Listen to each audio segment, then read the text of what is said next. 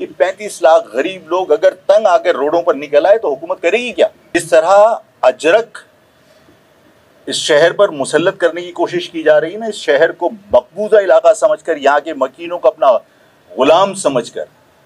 1972 में मुमताज भुट्टो की गलती से जो लकीर पड़ी थी और सिंध और देही जो तकसीम हुए थे, ये अजरक इंशाअल्लाह ताला इस सिंध की शहरी और देही तकसीम को मुंतकी अंजाम तक पहुंचाएगी। मैं पीर साहब पगारा के एक दिन मौजूद था, वहां पर किसी ने बदतमीजी की कि हमने पनाह दी है। मुझे गुस्सा आया और मैंने कहा कि तुमने पनाह नहीं दी है, हमने तुम्हें आज़ादी दिलवाई है। खोड़ों की किताब पढ़ो, उसके अंदर तुम्हारी ज़मीनें बशमूल तुम्हारी औरतें वहाँ गिरवी रखी हुई थी हिंदुओं के पास, और तुमने कायदे आज़म से दरख्वास्त की थी कि पाकिस्तान बनने के बाद हम असम्बली में आपकी हिमायत करेंगे कंडीशनल, कि पाकिस्तान बनने के बाद हमारी औरतें जो गिरवी हैं और जो हमारी जायदाद हैं वो हमारे हवाले की जाएंगी आज़ाद करके।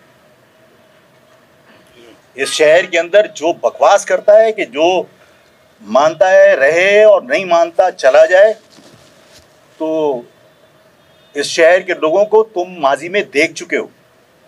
इस शहर में जो सरकारी आदाद व शुमार के मुताबिक जो ज़बान की बुनियाद पर तकसीम की गई, सिंधी सिर्फ 10% है। 10% लोग 90% पर अपनी मर्जी मुसल्लत करें मुमकिन नहीं है।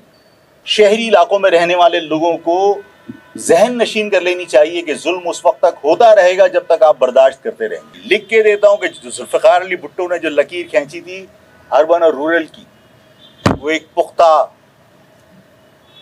तकसीम हो जाएगी। 3 तलवार के ऊपर अजरक का वो पे बना के और वो बाकायदा ऐलान कर रहे हैं ये सिंध सिंधियों का है, और जिसको सिंध की सकाफत अपनानी है वो अपनाए, और जिसको नहीं अपनानी वो यहाँ से चला जाए। तुम्हारे बाप की जागीर है ये। तुमने उस ज़माने में, जिस ज़माने में तुम्हारी हुकूमत थी और तुम उस ज़माने में भी बदमाश बने हुए थे, तुमने उर्दू तायनात करने की कोशिश कर ली। इस शहर के लोगों का माजी तुम्हें पता है, और मैंने एक बार कहा था कि बत्तख का बच्चा 10 साल अगर खुशकी में रहे ना तो उसको तैरना सीखना नहीं पड़ता। तो हमसे ये तवक्को रखना नहीं है कि हम सब कुछ भूल गए। जो जोग्राफियाई देही और शहरी तकसीम है, उसकी कोई कानूनी अगर हैसियत बनेगी तो उसमें फिर महाजरों का कसूर थोड़ी होगा, ये उन्हीं लोगों का कसूर होगा जो हमें प्रोवोक कर रहे हैं। हम एडमिनिस्ट्रेटिव यूनिट ज़रूर चाहते हैं, और हमने माजी में भी जो सूबे की बात की तो हमने कहा कि जुनूबी सिंध सूबा, लेकिन अगर सिंध की सकाफत के नाम पर हम पर आप अपनी मर्जी मुसल्लत करेंगे तो कौन आपके साथ रहेगा, कौन आपको बर्दाश्त करेगा? फिर सिंध जाहिर है कि फिर सिंध तकसीम होगा तो जुनूबी सिंध थोड़ी होगा फिर वो। 1972 में मुमताज भुट्टो,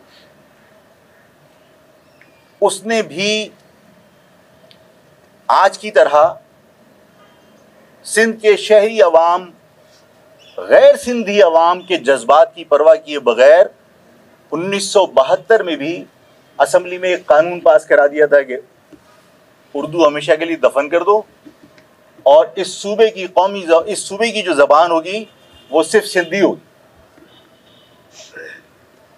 तो जब किसी के जज्बात की परवाह किए बगैर किसी इलाके को मफ्तूहा इलाका समझकर, वहां के मकीनों को अपना गुलाम समझकर जब आप अपनी मर्जी मुसल्लत करते हैं तो उसका नतीजा ये निकलता है कि जब आपने 72 के अंदर उर्दू का जनाजा निकलवाने की कोशिश की और आपने सिंधी मुसल्लत करने की कोशिश की, तो एक शरीफ आदमी मुनहनी सा उसने लिखा कि ये उर्दू का जनाजा है, धूम से निकले। नतीजा क्या निकला? ये सिंध उस हरकत से पहले सिंध था, लेकिन उस हरकत के बाद ये सिंध भुट्टो को 2 लसानी सूबा तस्लीम करना पड़ा। इसका मकसद है कि सूबे में इस अमल ने मुमताज भुट्टो के दरार डाल दी। ये शहरी सिंध है और ये देही सिंध है। शहरी सिंध का कोटा 40% है और देही सिंध का कोटा 60% है। आज जो गवर्नर टिसोरी बराजमान हैं गवर्नर हाउस में, ये रही तो वो 3 तलवार के ऊपर अजरक का वो पे बना के और वो बाकायदा ऐलान कर रहे हैं ये सिंध सिंधियों का है, और जिसको सिंध की सकाफत अपनानी है वो अपनाए, और जिसको नहीं अपनानी वो यहां से चला जाए। तुम्हारे बाप की जागीर है ये। मैं हमेशा ज़बान की बुनियाद पर लोगों का एहतराम करता रहा हूं, लेकिन इस हकीकत से कोई इनकार नहीं कर सकता। मैं पीर साहब पगारा गया, एक दिन मौजूद था, वहां पर किसी ने बदतमीजी की कि हमने पनाह दी है। मुझे गुस्सा आया और मैंने कहा कि तुमने पनाह नहीं दी है, हमने तुम्हें आजादी दिलवाई है। खोलोगे किताब पढ़ो, उसके अंदर तुम्हारी जमीनें बशमूल तुम्हारी औरतें वहां गिरवी रखी हुई थी हिंदुओं के पास, और तुमने कायदे आजम से दरखास्त की थी कि पाकिस्तान बनने के बाद हम असेंबली में आपकी हिमायत करेंगे, कंडीशनल कि पाकिस्तान बनने के बाद हमारी औरतें जो गिरवी हैं और जो हमारी जायदाद है वो हमारे हवाले की जाएंगी आजाद करके। इस शहर के अंदर जो बकवास करता है कि